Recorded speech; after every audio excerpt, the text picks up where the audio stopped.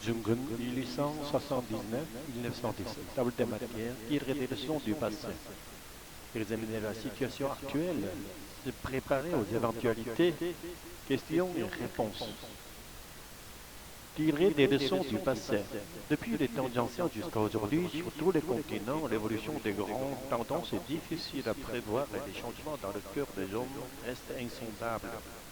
Si l'on évoque la guerre sino-japonaise de 1894, elle a commencé lorsqu'un groupe de pillards, la rébellion Tonga en Corée, a provoqué des troubles. La Chine et le Japon ont alors déployé leurs troupes sans autorisation, déclenchant un conflit armé. Le Japon a remporté la victoire tandis que la Chine a été vaincue. Fort de son succès, le Japon a progressé en occupant la moitié de la péninsule du Liudan. Il a conquis le pôle stratégique de Liuchuan et a anéanti la flotte de la mer Jaune de la Chine. Ensuite, à Shimonoseki, un traité de paix a été conclu, accordant au Japon l'île de Taïwan une indemnité de guerre de 200 millions de yens. Cet événement marqua une réalisation historique pour le Japon après sa modernisation sous l'ère Meiji. La Chine, pourtant riche en ressources et bien plus vaste que le Japon, a subi cette défaite humiliante. Pourquoi? Depuis toujours, les Chinois se considéraient comme une grande civilisation centrale, regardant les autres peuples comme des barbares. Leur arrogance était extrême. De plus, le pays était rongé par la corruption des courtisans et des familles influentes qui manipulaient le pouvoir à leur guise. L'élite dirigeante et le peuple étaient en conflit permanent et cette désunion a conduit à une défaite inévitable. Le Japon, quant à lui, n'était pas exempt des tensions internes depuis la restauration de Meiji, mais face à la pression internationale, il a su mettre fin à ces querelles intestines et s'unifier en parti nationaliste patriotique. C'est cette union qui lui a permis d'atteindre une telle victoire. On dit souvent que des étrangers bienveillants valent mieux que des frères qui se disputent entre eux.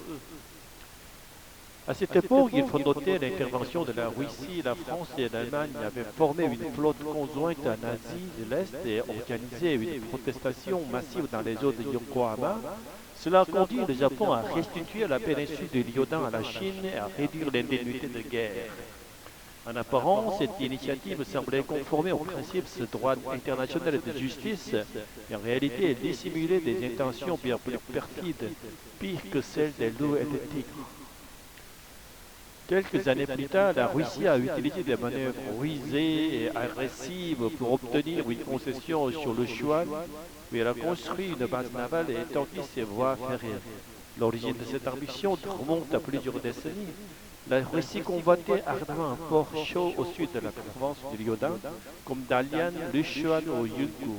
Cependant, elle n'avait pas passé à l'action car la Chine, après avoir subi des invasions britanniques et françaises, a renforcé ses défenses militaires dans la région du Guangdong. Ainsi, la Russie n'avait fait qu'attendre son heure jusqu'à ce qu'elle trouve une opportunité. Face à ces situations, quels Japonais lucides et patriotes n'auraient pas ressenti une immense frustration? Pourtant, il faut reconnaître que la faute revenait en grande partie au Japon lui-même. On dit quand il y a une brèche, le vent s'y engouffre. Si vous frappez les autres, ils finiront par vous frapper en retour. Si le Japon n'avait pas envahi la Chine en premier lieu, la Russie aurait été rodiée sans parler du Liudan. C'est ce que l'on appelle se blesser avec sa propre hache. À partir de ce moment, toute la société chinoise s'est enflammée, les discours nationalistes se sont multipliés, la réforme des 100 jours a vu le jour. Ensuite, la révolte des Boxers a éclaté, prônant l'expulsion des Japonais et des Occidentaux. Cela a conduit à l'intervention de l'Alliance des 8 nations qui a envahi la Chine, prônant Tianjin et Pékin. L'empereur chinois a dû fuir à Xi'an, tandis que les combats entre les forces étrangères et les civils chinois ont causé la mort de plusieurs millions de personnes. Les pertes économiques en eau et en argent étaient incalculables. Cette catastrophe rare dans l'histoire du monde représentait une humiliation pour la descente entière. De plus, elle a annoncé le début d'une rivalité durable entre les peuples asiatiques et européens. Comment ne pas s'en alarmer et s'en désoler? C'est à cette époque que 110 000 soldats russes, sous prétexte de protéger les lignes de chemin de fer, se sont installés en Mandchourie et ont refusé de se retirer l'ambassade japonaise en Russie. a plaidé sa relâche pour leur retrait, mais le gouvernement russe non seulement ignorait ces démarches, mais a même renforcé sa présence militaire. Hélas, le terrible conflit entre le Japon et la Russie devenait inévitable. Mais en fin de compte, quelle fut la cause de cette tragédie? Il s'agit d'une grave leçon pour l'Asie tout entière.